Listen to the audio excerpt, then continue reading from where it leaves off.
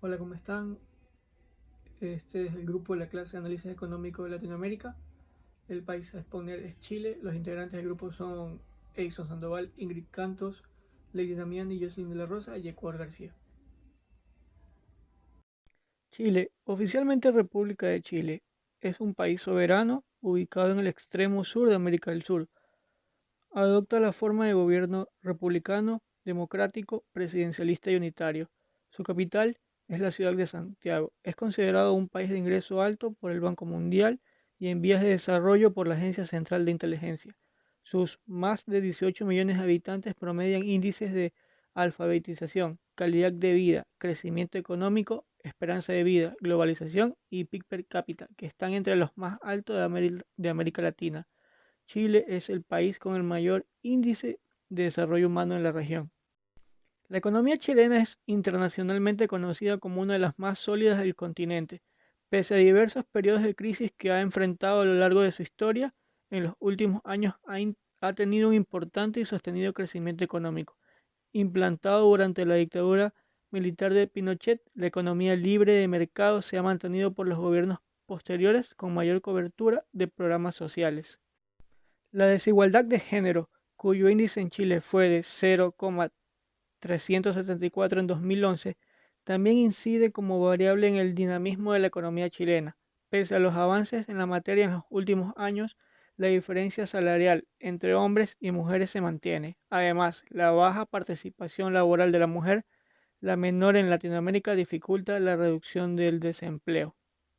En 2011 se estimó que la mano de obra total del país ascendía a 8.099.000 personas. En 2005, el 13,2% de los trabajadores se ocupaba en la agricultura, el 23% en la industria y el 63,8% en servicios. Chile se ha convertido en plataforma de inversiones extranjeras para otros países de América Latina y muchas empresas han comenzado a instalar sus sedes corporativas en Santiago. También tiene una importante presencia en inversiones en el sector servicios de Latinoamérica. Chile posee una economía caracterizada por la explotación y la exportación de materias primas.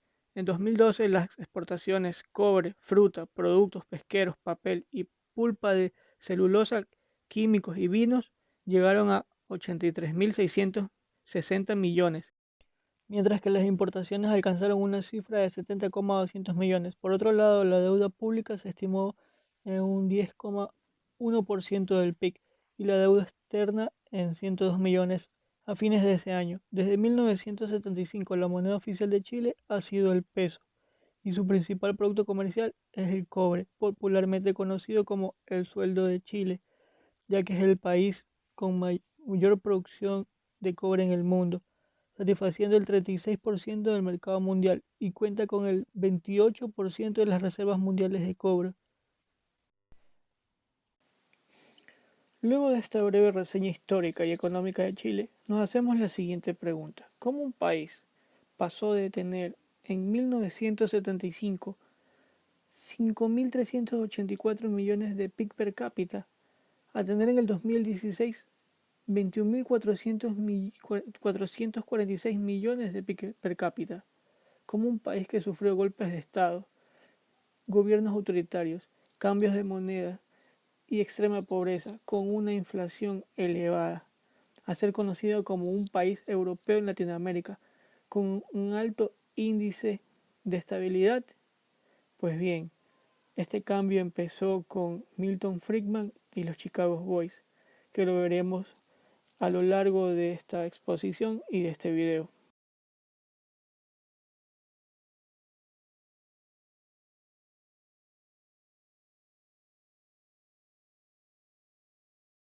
Muy buenos días, les saluda el estudiante Edison Sandoval. En este tema vamos a tratar sobre los Chicago Boys. Como sabemos, se les denomina los Chicago Boys a un grupo de estudiantes economistas chilenos graduados en la Universidad Católica de Chile, que a su vez continuaron perfeccionando sus estudios en la Universidad de Chicago. Estos economistas influyeron profundamente durante la dictadura militar liderada por el general o dictador Augusto Pinochet en el periodo 1973 a 1990. En junio de 1955 llegaron a Santiago 4 profesores de la Universidad de Chicago. Su objetivo era participar de un estudio en terreno para desarrollar un programa de cooperación académica con la Facultad de Economía de la Universidad Católica de Chile. La propuesta consistía en envío de egresados chilenos a la universidad estadounidense, junto con la creación de un centro de investigación en economía. El convenio inició en marzo de 1956 con el envío de 9 estudiantes, 6 de la Universidad Católica y 3 de la Universidad de Chile. En un inicio consistía en un plan de 3 años, pero se extendió por 2 años más, concluyendo en marzo de 1961. Cuando llegan a Chicago, se encontraban profesores como Milton Friedman y Arnold Alberger. Los estudiantes desarrollaron un pensamiento liberal en concordancia a las ideas de Adam Smith.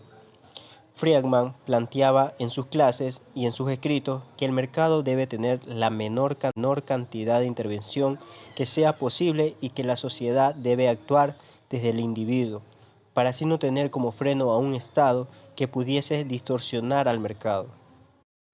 Así, ese grupo de cerca de 25 economistas chilenos, la mayoría titulados en la Pontificia Universidad Católica de Chile y con posgrado en la Universidad de Chicago, durante la década de 1960 y posteriores, adquirieron el nombre de Chicago Boys. Ellos desarrollaron su pensamiento en un Chile que pasaba por una gran politización universitaria, en la cual se buscaba el surgimiento de una nueva derecha, con un componente juvenil que proponía formar proyectos de cambios radicales y alternativos a los de la democracia cristiana, y sobre todo de la unidad popular. Esto se vio materializado con la elaboración del texto El Ladrillo. En aquel escrito se planteaba una completa alternativa económica que buscaba terminar con la economía cerrada, favoreciendo la inversión de privados y potenciando la comercialización hacia el exterior. El desarrollo de aquellas ideas tuvo lugar en 1969, sin embargo su publicación oficial fue en 1992. De esta manera, en sus inicios y ya de regreso desde Estados Unidos, estos hombres desempeñaron cargos académicos en la misma Universidad Católica, sobre todo en la Facultad de Economía. Durante la dictadura, muchos de estos economistas fueron llamados a ocupar cargos dirigenciales o consultivos, como la ODEPLAN, para el desarrollo de las nuevas políticas económicas. Desde aquellos lugares y en las condiciones que le facilitó la dictadura, sin votaciones legislativas ni oposición política, desarrollaron e implementaron un programa focalizado en reformas monetarias, privatizaciones y reducción del gasto público, entre otros. Chile, tras el golpe de Estado de 1973 en contra del gobierno del presidente Salvador Allende y la consecuente imposición de una dictadura militar, fue el primer país en adoptar los principios de Milton Friedman, en términos generales pero elementales para el nuevo modelo. Se promovió la iniciativa privada en desmedro de la pública mediante una contracción del Estado. Tradicionalmente se ha establecido que las medidas económicas y políticas implementadas por la dictadura funcionaban por caminos separados e independientes entre sí, lo que es rebatido por autores como Carlos Huneeus, quienes llevaron a cabo los planes económicos y políticos coincidieron en sus lugares de formación de pre- y posgrado y adherían a las ideas del gremialismo, que si tenía una estrategia de poder para el largo plazo, además, el objetivo del régimen era cambiar la relación entre el Estado y la sociedad, por lo que debían existir las condiciones para asegurar ese objetivo. Las primeras medidas fueron instaurar una política de reducción del gasto fiscal, reestructuración del aparato estatal y un control estricto de la gestión presupuestaria. En medida que se fue escogiendo un camino por el cual llevar al país, se profundizaron las medidas y se emprendió una reforma tributaria, reforma laboral, desregularización o liberalización de controles en diversos sectores de la economía, fundamentalmente de la agricultura. libre ingreso de inversiones y divisas, y reducción drástica de los aranceles y aduaneros, y todo tipo de restricciones para arancelarias. En una etapa posterior vino la reforma de la seguridad social, un nuevo código del trabajo, las privatizaciones de empresas llamadas estratégicas entre comillas, y la apertura sectorial a la empresa privada, es decir, a la minería, la energía, las telecomunicaciones y la infraestructura. Milton Friedman acuñaría el término el milagro de Chile, haciendo un paralelismo con el milagro alemán para aludir el éxito de las reformas en cuanto a terminar con la alta inflación y permitir una expansión económica. Mi nombre es Ingrid Canto. Bueno, voy a hablar el periodo antes de Pinochet. En el año 1970 ganó el presidente Allende, por lo cual en ese periodo, ¿verdad? Fue el primer presidente comunista donde se enfrentó mucho en esta parte con los estadounidenses. ¿Por qué? Porque había un debate en cuanto al cobre. El cobre era uno de los principales materiales que ellos utilizaban para poder hacer una producción y también hacer una base de todos estos materiales que se obtienen.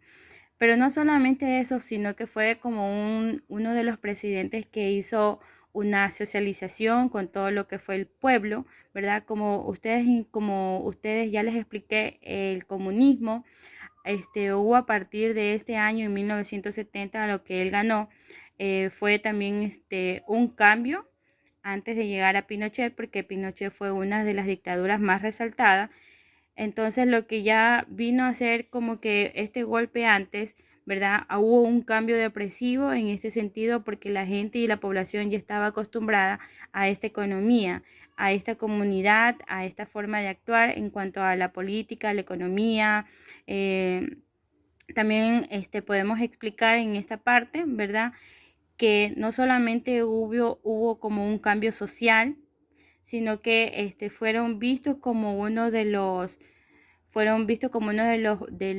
países, ¿verdad? Con un ente más progresista, pero esto se iba devaluando porque el Estados Unidos fue un focus, como que lo tomó en consideración, de que se estaba portando en este sentido un poco rebelde. Cuando ya hubo esta sensación de la rebeldía, como les indico, los estadounidenses tomaron una medida en el cual fue que hicieron, podríamos decirles, con alianzas, en este caso con los de Pinochet, ¿verdad? Entonces fue cambio total y fue un beneficio para los de Estados Unidos. Vamos a hablar sobre la economía de Chile, que a pesar de su tremendo progreso económico y la reducción de la pobreza en las últimas décadas del marco de la política existente, todavía es insuficiente para continuar promoviendo el crecimiento de la productividad económica y así mejorar los resultados del mercado laboral y abordar aún más la desigualdad. Las protestas en el año 2019 al 2020 expusieron que la fragilidad del sistema socioeconómico y las manifestaciones exigieron cambios en la dirección política social del país. El estancamiento del crecimiento y la productividad de la última década se ha planteado interrogantes sobre la sostenibilidad de la trayectoria y del crecimiento del país, el tipo de reformas necesarias. En este caso, pandemia COVID-19 provocó un colapso económico incluso en la peor recesión en la década. El PIB contrajo al 6.0% en el año 2020, aunque la relajación de las medidas de contención supuso que su recuperación parcial es a finales del año.